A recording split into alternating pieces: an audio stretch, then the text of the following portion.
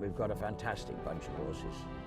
There's the established big boys, Altiors and Buveur D'Airs and things, and then there's some fantastic young horses coming along. There's an enormous incentive to keep it up. If you're not competitive, you're not at the races. I said, if you can't train horses here, you're not going to train them anywhere else.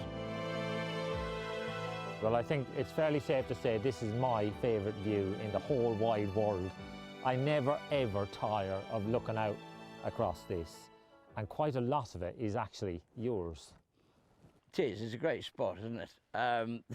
You get a lot of owners that come up here, and it's on a nice day. It is an actually spectacular view. The only house you can see, I can't see because I can't see anything, but the only house you can actually see, 7 Barrows at the bottom, is actually Sir Anthony McCoy's on the brow of that hill.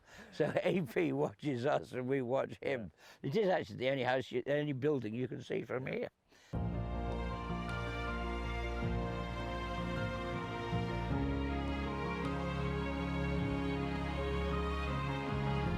The thing that I've seen with you, I've known you for a long time, your enthusiasm for this game never wanes. Well, it can't. We're very lucky. I mean, as you say, you're lucky to be able to come out onto a place. There were years ago when we were sat on top of the man down there training 10 horses, wondering what on earth was going to happen. And you looked down on 7 Barrows and said, you know, that it's just the most amazing place. And Pete was here, he was a great mate.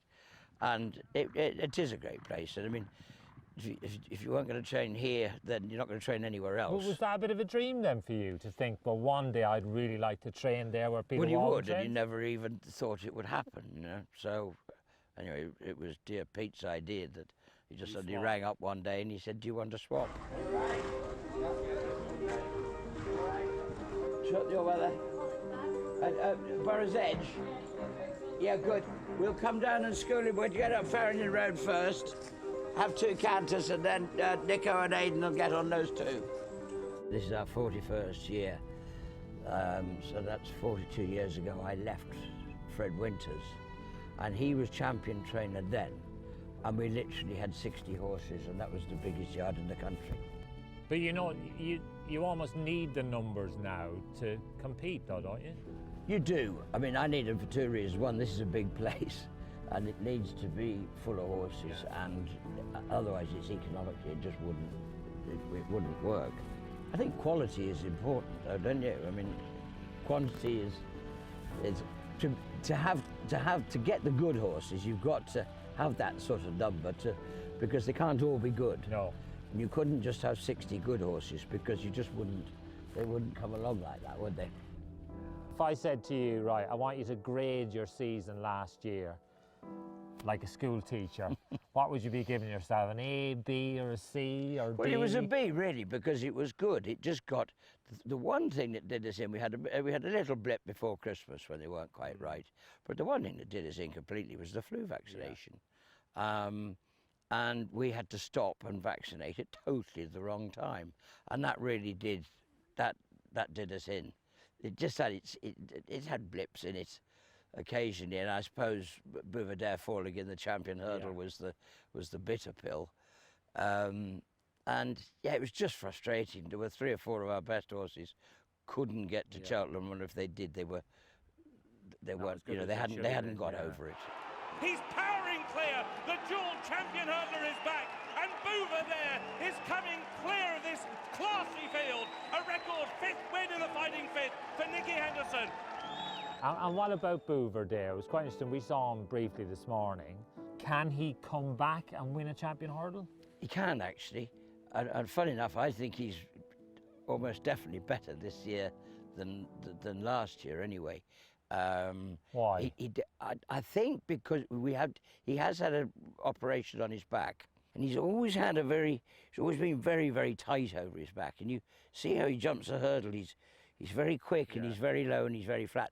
That's probably just what caught him out at Cheltenham. His margin of error is tiny because he's so slick, but he doesn't give it more than that. Yeah. And of course, you've only got to get your judgment that much wrong, and you're heading for what happened.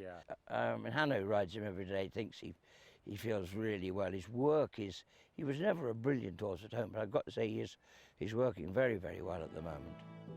And what about your other champion hurdle possible, Pentland Hills? Because he was one that everybody kept writing off last year, and he kept defying them. Well, he wrote him off, but of course they never heard of him until a week before Cheltenham. Well, 10 days before Cheltenham. He'd never been heard of.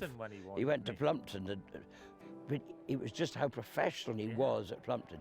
To be fair, which I do with a lot of the, well, nearly all the flat horses that come off the flat to go jumping, we send them to Henrietta Knight, and it's the best way for them to learn to jump, loose, and then she gets them ridden, and they get a holiday at the same time.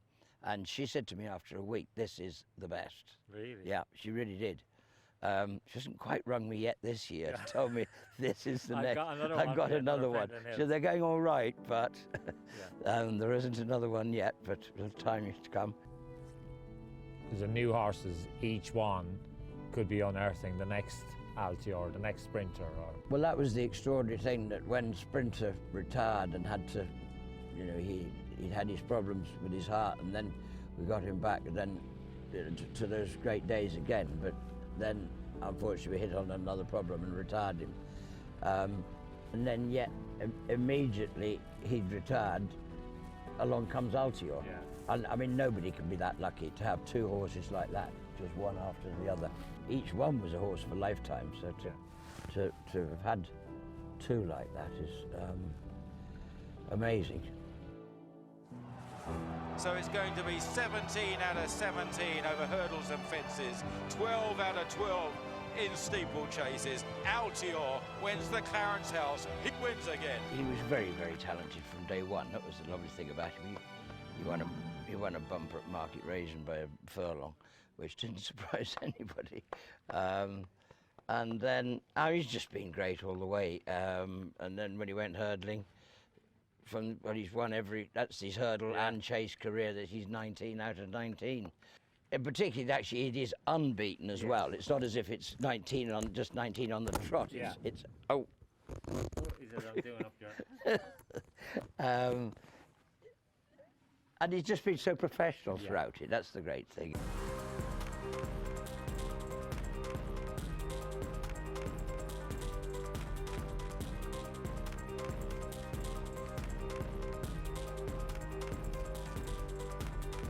We're about to embark on this new venture, trying him over a distance, which I don't know. If you'd have seen him school yesterday, I mean, everybody just stood there and said, I mean, like I said before, he looks more likely to win the King Stand than the King George. Yeah. He is so quick. He's frightening. I mean, he'd win anything you like on the flat. If I switched him to the flat, I would probably be thinking about 1.25 miles, I would say. Yeah. I mean, he'd win his maiden standing on his head. I would seriously say I think he'd be a group horse. Because I just out with the horses. I just want to do two things. All right? Yeah, very good. Yeah, good. All right? Yeah, very good. All right? Very good, yeah. All good? Yeah, very good. And what about Champ? He was pretty impressive at Newbury. I was very, very pleased with him. He hadn't done an awful lot of work, actually. I mean, he had a good, Barry said he had a good blow turning in, and he had to just sit on him for a bit. But as soon as he pressed the button, we were off and away. I couldn't have been happier, to be honest with you. And then last year you said, I might have run him in the wrong race when he was second in the I'm sure I Ballymore. did. I should have switched him and Birchdale around. Birchdale didn't stay 3 miles in the Albert Bartlett. And when we then switched Champ to the 3 miles at Aintree, he flew, absolutely flew. And it made you realise that really I should have switched those two round. I had it in my mind I was doing the wrong thing, and all Aintree proved that I was right.